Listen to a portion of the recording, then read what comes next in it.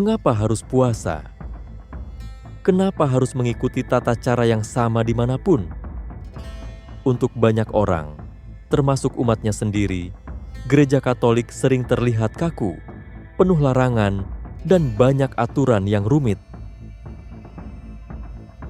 Apakah semua aturan ini hanya tradisi usang? Atau jangan-jangan, di balik setiap aturan ada makna tersembunyi yang justru melindungi dan menuntun iman kita?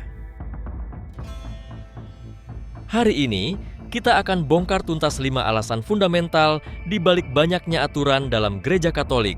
Tetaplah bersama kami di Katolikus Seru. Alasan pertama, aturan gereja berfungsi sebagai disiplin dan pelatihan rohani. Bayangkan seorang atlet, ia punya aturan ketat tentang diet, waktu tidur, dan latihan. Mengapa?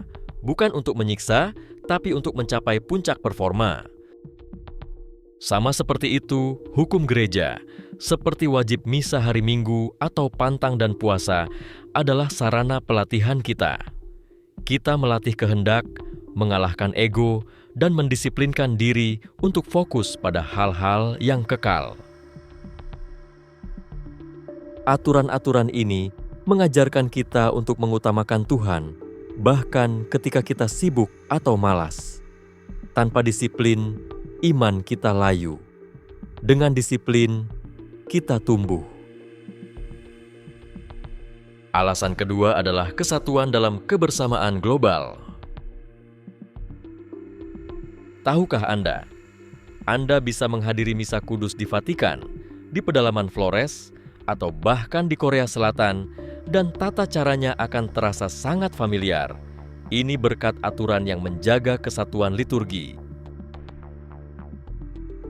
Aturan yang tertuang dalam kitab hukum kanonik memastikan bahwa meskipun ada perbedaan budaya, inti dari perayaan iman kita tetap sama, dimanapun Anda berada.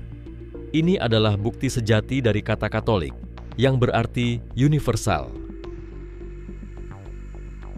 Kesatuan ini bukan sekadar soal tata cara, tetapi tentang melindungi dogma utama agar tidak berubah-ubah sesuai interpretasi pribadi, menjamin kita semua percaya pada hal yang sama. Poin ketiga, aturan gereja berfungsi untuk melindungi kesucian sakramen. Aturan adalah penjaga. Ambil contoh sakramen Ekaristi. Gereja punya aturan ketat tentang bahan yang digunakan untuk roti dan anggur, kualifikasi imam yang memimpin, dan formula yang diucapkan. Mengapa begitu ketat? Karena ini bukan sekadar ritual simbolis, tapi penampakan misteri iman yang sesungguhnya. Aturan memastikan bahwa validitas sakramen Ekaristi, pengakuan dosa, dan lainnya terjaga sesuai dengan kehendak Kristus. Tanpa aturan ini, setiap orang bisa melakukan sakramen sesuka hati mereka, dan gereja tidak bisa lagi menjamin bahwa anugerah Allah benar-benar hadir di dalamnya. Alasan keempat, sebagian besar aturan adalah warisan dari para rasul dan tradisi suci. Gereja Katolik tidak hanya bersandar pada kitab suci, tetapi juga pada tradisi suci.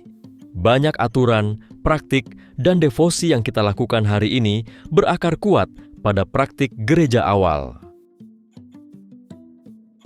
Misalnya, hierarki gereja, paus, uskup, imam, praktik puasa, atau penghormatan kepada Bunda Maria telah ada sejak berabad-abad dan diturunkan dari generasi ke generasi. Aturan adalah cara gereja untuk menghormati dan melestarikan warisan rohani yang tak ternilai harganya. Mereka adalah jembatan yang menghubungkan kita dengan gereja yang didirikan oleh Kristus sendiri. Terakhir, dan yang terpenting, aturan adalah peta menuju kekudusan dan kerahiman Allah. Pada akhirnya, semua aturan gereja memiliki tujuan satu, yaitu membawa jiwa manusia lebih dekat kepada Kristus dan kerajaan Allah. Aturan bukanlah jerat, tapi pagar pembatas yang melindungi kita dari jurang dosa. Hukum gereja, seperti kewajiban pengakuan dosa, adalah manifestasi dari kerahiman Allah yang terus-menerus menawarkan kesempatan untuk kembali dan diampuni. Jadi, aturan itu bukan beban, melainkan hadiah, alat bantu yang menuntun kita dalam perjalanan menuju rumah Bapa. Itulah 5 alasan mengapa Gereja Katolik memiliki banyak aturan. Apakah penjelasan ini membuka wawasan Anda? Bagaimana pendapat Anda tentang aturan gereja? Tuliskan pendapat dan pertanyaan Anda di kolom komentar di bawah. Jangan lupa klik tombol like jika video ini bermanfaat dan tekan subscribe dan lonceng notifikasi agar Anda tidak ketinggalan fakta-fakta Katolik seru lainnya. Sampai jumpa di video berikutnya.